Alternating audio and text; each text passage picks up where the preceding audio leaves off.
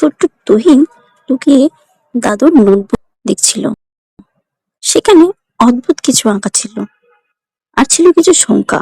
তুহিন বলল, এগুলো কিভাবে পাওয়া গেল? সে গুণ করে, 5 × 6 = 30, কিন্তু পাশে তো 34 লেখা। আর 7 × 3 = 21, পাশে তো 25 লেখা। কেমন অদ্ভুত! হঠাৎ সে লক্ষ্য করে 34, 25 এগুলো 5 × 6 এবং 7 × 3, অর্থাৎ এদের গুণফল হতে 4 ঘর বড়। ওহো, হয়তো পরে 4 যোগ করা হয়েছে।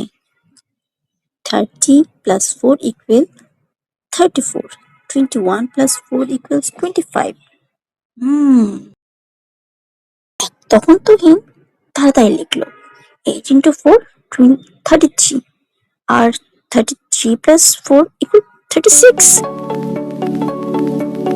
তুহিন ছিল এটা দাদু অঙ্কের রহস্যের ডায়েরি। তবে পরের পৃষ্ঠা উল্টোতেই দেখলো,